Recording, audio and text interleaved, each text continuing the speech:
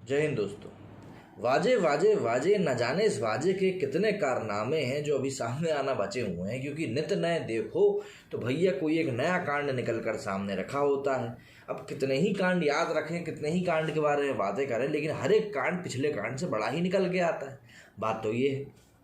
अब भाई खबर ये सामने आई थी कि एनआईए ने बोल दिया कि भाई हमारी पूछताछ जो है पूरी हो गई है, तो वाजे साहब से अब हम बिल्कुल भी पूछताछ करना नहीं चाहते, हम इसके इच्छुक नहीं हैं। लेकिन अब अभी की घड़ी में जो लेटेस्ट खबर सामने निकल कर आ रही है, दो खबरें निकल कर आ रही हैं। पहले तो भैया एक 30 लाख रुपए का एक बात सामने आई है, बेहतरीन से भी बताता हूँ आपको थोड़ी देर में। और दूसरी, एक पुलिस ऑफिसर है मुंबई का रियाज काजी, उनको अरेस्ट किया है एनआईए ने।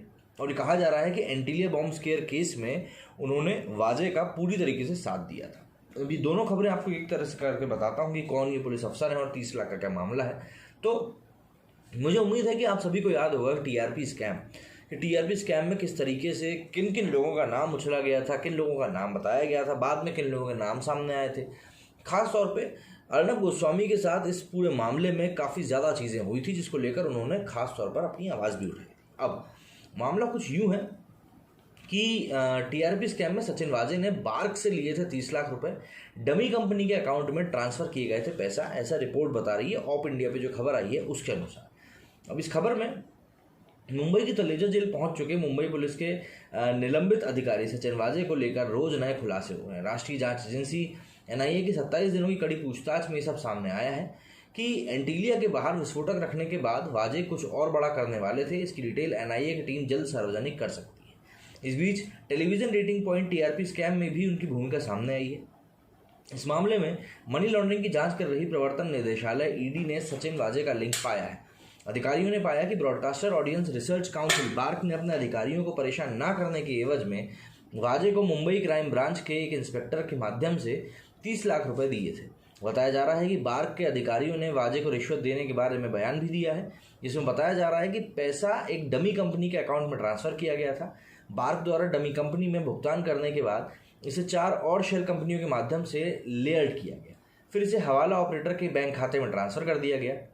इसके बाद इस राशि को बार्क को नगद में लौटाया गया, जिसके बाद वाजे के सहयोगी इंस्पेक्टर को सौंप दिया गया। बता दें कि पिछले साल 4 नवंबर 2020 को अर्नब गोस्वामी को बिना समन जारी किए घर से ज़बरदस्ती उठाया गया था। उन्हें अलीबाबा के क्वारंटीन सेंटर ले जाया गया और फिर तलोजा जेल शिफ्ट कर दिया गया। गोस्वामी को गिरफ्तार करने वाली पुलिस टीम को लीड सचिन वाजे ने किया था, जो अब खुद एंटीलिया केस में तलोजा जेल में बंद है।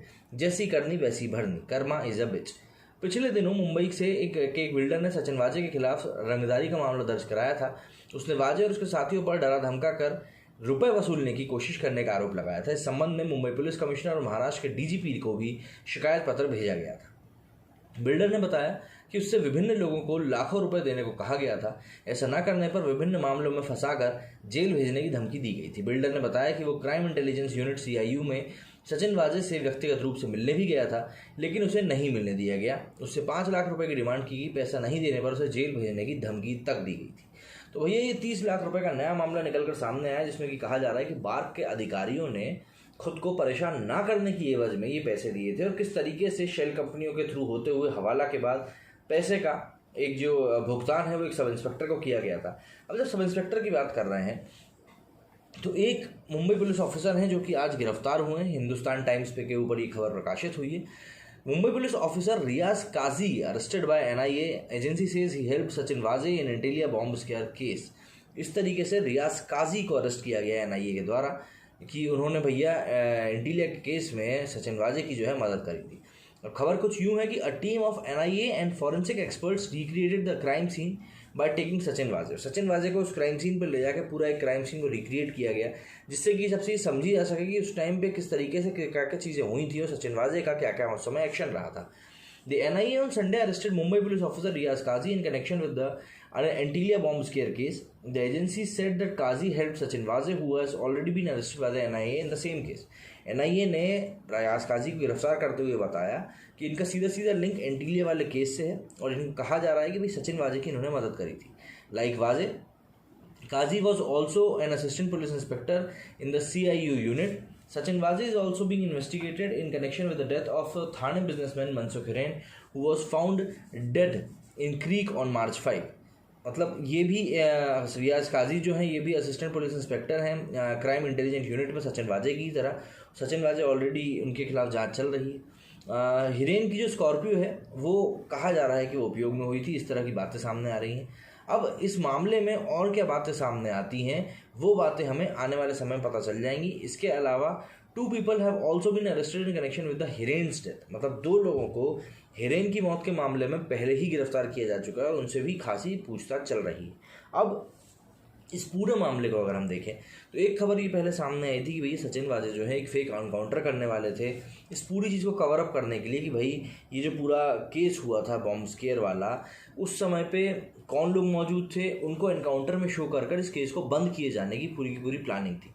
अब ये बात सामने आ रही है कि भाई टीआरपी स्कैम केस में 30 लाख रुपए लेकर मुंह बंद रखने की या बार्क के अधिकारियों को परेशान ना करने के लिए इन्होंने रिश्वत ली थी।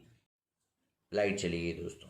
तो उसी चीज़ के बाद में ये सारी चीज़ें एक के बाद एक परत दर परत कर एक एक करके सामने आने लगी। लेकिन सबसे बड़ी बात जो इस पूरे मामले में सामने आई थी वो ये कि पुलिस ने किस तरीके से इस मामले को पूरा कंडक्ट किया था। मतलब जो इंसान इस मामले में आरोपित पाया जा सकता है उसी को आपने इस तरीके से वहाँ पे ऑफिसर बना के रख दिया है कि भाई वही इस पूरे मामले की जाँच भी कर रहा है। सभी चीज़ें इस तरीके से हुई कि बहुत बड़ा घोटाला एक सामने आने लगा धीरे धीरे कर और लोगों ने इस मामले को बहुत ज़्यादा मतलब डेलिकेसी से देखा कि नहीं यार ये यहाँ पे बहुत ज़्यादा गड़बड़ी चल रही है। इसीलिए जब अनिल देशमुख के मामले में जो महाराष्ट्र की गवर्नमेंट है वो सुप्रीम कोर्ट गई कि भैया सीबीआई से जांच ना कराइए, तो सुप्रीम कोर्ट ने भी उनको यही कहा कि भाई ये मामला जो है ये बहुत बड़ा हो चुका है, इसमें 2 बहुत बड़ी शख्सियत शामिल हैं।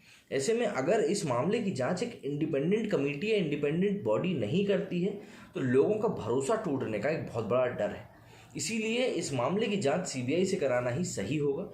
इसीलिए अनिल देशमुख वो केस हार भी गए और कई सारी बातें थी जो कि वो हो सकता था अगर महाराष्ट्र पुलिस जांच करती तो अलग तरीके से सामने आती, लेकिन अब सीबीआई की जांच के बाद वो चीज़ें अलग तरीके से सामने आएंगी। और सबसे बड़ी बात, सीबीआई ने इस मामले में लिप्त 2 लोगों को अभी तक गिरफ्तार कर भी लिया है। तो सीधी सी बात ये है कि हर एक चीज़ अब तरीके से वहाँ पर चल रही है, लेकिन सबसे बड़ी बात ये है कि क्या वहाँ महाराष्ट्र में अब अघाड़ी सरकार बच पाएगी या नहीं, ये सबसे बड़ा सवाल वहाँ के हर एक मंत्री के मन में इस समय चल रहा है। क्यों? क्योंकि कई तरीक़ों से वहाँ पे सरकार को घेरने का प्रयास किया जा रहा है, चाहे वो कोविड के मामले हों, चाहे वो सचिन वाजे का मामला हो, चाहे वो अनिल देशमुख का मामला हो, कोई भी मामला हो वहाँ पे लगातार सरकार को घेरने का काम किया जा रहा है और सरकार भी इस समय वहाँ पे घेरती हुई दिखाई दे रही है। मेरे स्टूडियो में फिलहाल इतना ही। जय हिंद, जय भारत।